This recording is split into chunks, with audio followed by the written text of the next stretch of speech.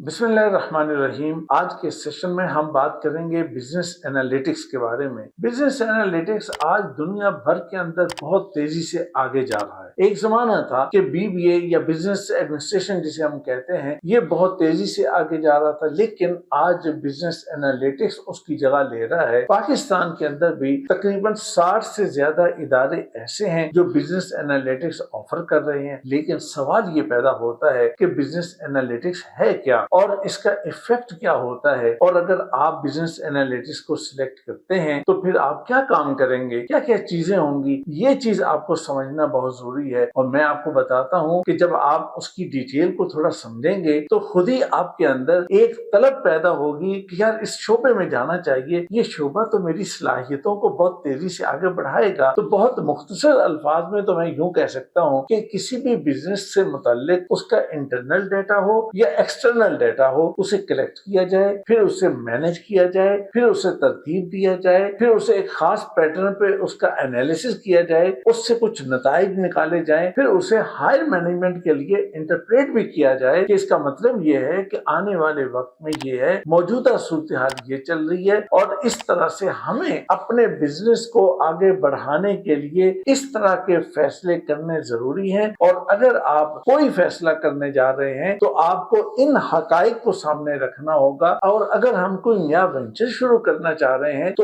उसके लिए भी हमें इन बातों को सामने रखना होगा। तो लिहाजा बिजनेस एनालिटिक्स एक ऐसा फील्ड है कि अगर किसी को कारोबार को आगे बढ़ाना है तो उसे इस पे तवज्जो देनी होगी, और इस शोबे के अंदर वही चल सकेगा कि जो बहुत अच्छी सलाहियतों का मालिक होगा।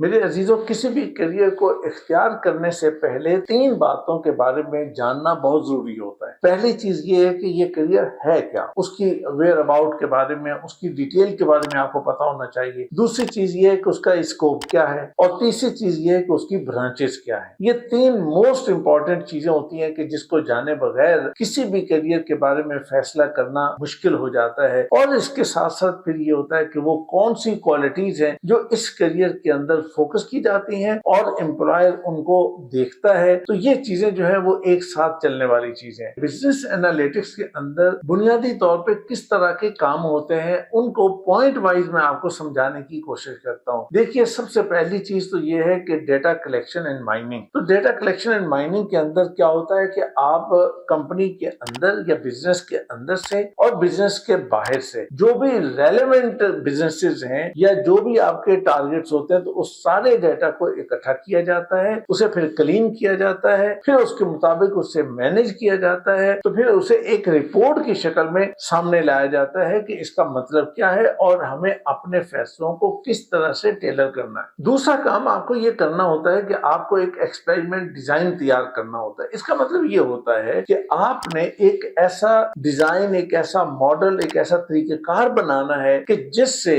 आप इस चीज को चेक कर सकें कि जो बिजनेस की स्ट्रेटेजी चल रही है क्या वो सही चल रही है, मार्केटिंग की अप्रोच क्या बिल्कुल ठीक जा रही है, क्या उसके अंदर कोई फ्लॉ या कोई प्रॉब्लम तो नहीं है। तो उसके लिए आपको एक मॉडल तैयार करना है कि ताकि बेहतर अंदाज से आप इंटरनल एनालिसिस कर सकें। बेटा, तीसरा काम आपको जो करने का है वो है कि इस काम को करने के लिए जो जरूरी टूल्स हैं, सॉफ्टवेयर हैं, वो आपको पता होने चाहिए। जो जरूरी लैंग्वेजेस हैं उनके बारे में आपको पता होना चाहिए। फॉर एग्जांपल पाइथन है, आर है, एक्सेल है, और इस तरह के जो दूसरे टूल्स हैं उसके ऊपर आपकी अच्छी ग्रिप होनी चाहिए। इसके बाद आपको डिसीजन एनालिसिस और मॉडलिंग का काम करना होता है। इसका मतलब ये होता है कि फैसलों को बेहतर बनाने के लिए आपने time to time different model तैयार करने होते हैं, मुख्तलिफ तरीकेकार आपको अपनाने होते हैं कि ताकि आपका जो एनालिसिस है वो डिफरेंट एंगल से भी हो सके, और जो उसके अंदर अगर पिछली दफा कोई कमी रह गई थी तो इस दफे वो कमी नहीं रहनी चाहिए। आपको बहुत साउंड तरीके से वो चीज करनी चाहिए, और खुद आप कॉन्फिडेंट होंगे अपने काम के ऊपर, तो वो फिर जब جب آپ ہائر مینجمنٹ کو کوئی رپورٹ دیں گے تو وہ بھی آپ کی رپورٹ کو بہت اچھے طریقے سے لیں گے۔ اس کے علاوہ آپ کو پریڈکٹیو انالیسس بھی کرنے ہوتے ہیں۔ اس کا مطلب یہ ہوتا ہے کہ آپ نے یہ دیکھنا ہے کہ ڈیمانڈز کی کیا صورتحال ہے، سیل کی کیا پوزیشن چل رہی ہے، رسک فیکٹرز جو ہیں ان کی کیا صورتحال ہے۔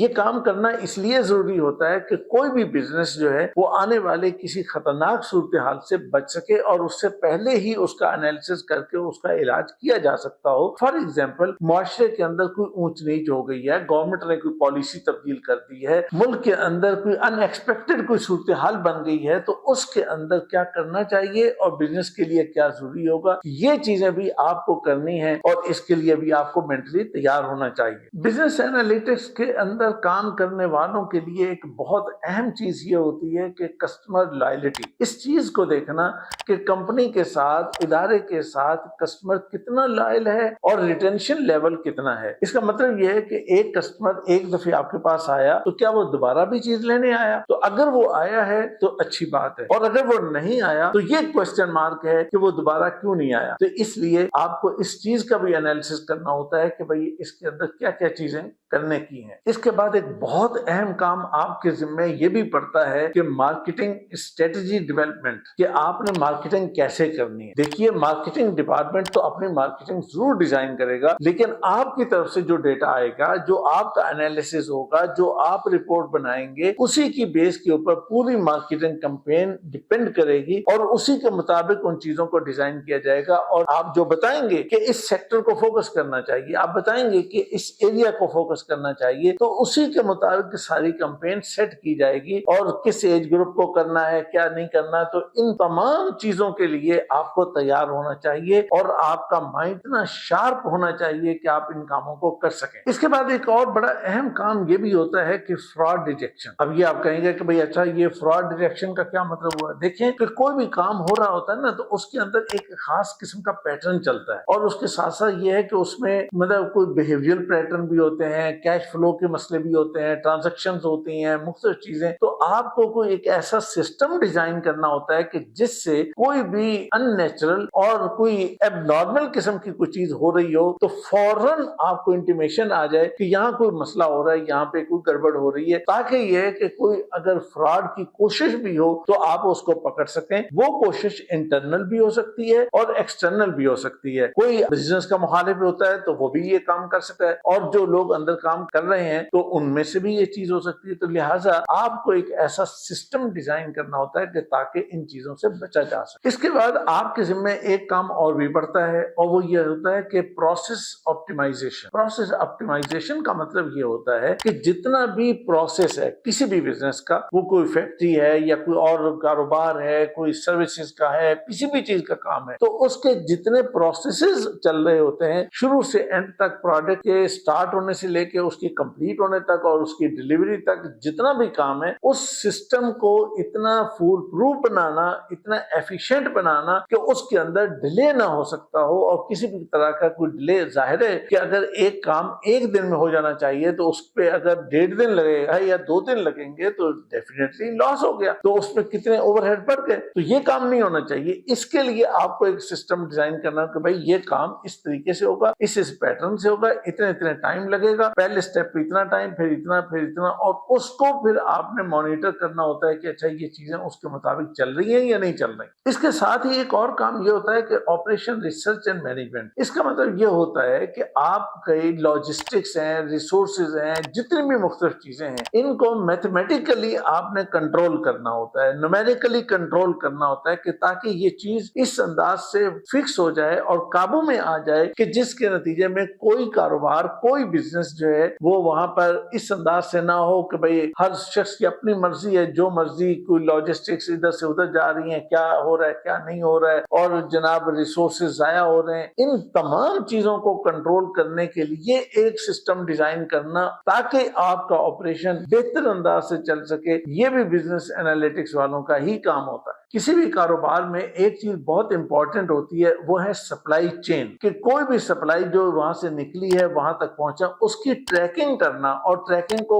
देखना कि अच्छा जो चीजें यहाँ से निकल रही हैं जहां एंड यूजर तक पहुंचनी है। और खासतौर पे आजकल जो ऑनलाइन बिजनेसेस का सिस्टम चल पड़ा है और उसमें जनाब हर छोटा बड़ा दुकानदार जो है वो ऑनलाइन डिलीवरी कर रहा है, सब चीजें कर रहा है, तो इसको कंट्रोल कौन करेगा, इसको संभालेगा कौन? इसके लिए जो काम करना होता है और इसके लिए जो एक ऊपर एक सिस्टम डिजाइन करना होता है, ये भी बिजनेस एनालिटिक्स का एक्सपर्ट ही इस काम को करता है। इसीलिए तो मैं कहता हूं कि बिजनेस एनालिटिक्स जो है ये आजकल कारोबार के अंदर एक रूह की हैसियत रखती है, और ये शख्स जितना काबिल होगा उतना ही अच्छा रिजल्ट देगा और उतना ही कारोबार अच्छा चलेगा। तो जनाब मेरे अजीजों, जब आप इतने ये सारे काम करेंगे तो डेफिनेटली क्वालिटी तो कंट्रोल हो ही जाएगी, लेकिन इस क्वालिटी कंट्रोल के सिस्टम को भी डिजाइन करना होता है। तो वो आपने टोटल क्वालिटी कंट्रोल के सिस्टम को बेहतर अंदाज से डिजाइन करना होगा, और इस सारे काम को आईटी की मदद से आपने डेटा और आईटी और सब चीजों को एक दूसरे के साथ लिंक अप करना है, और उसके बाद एक स्क्रीन के ऊपर आपने सारी चीजों को कंट्रोल करना है। बिजनेस का वॉल्यूम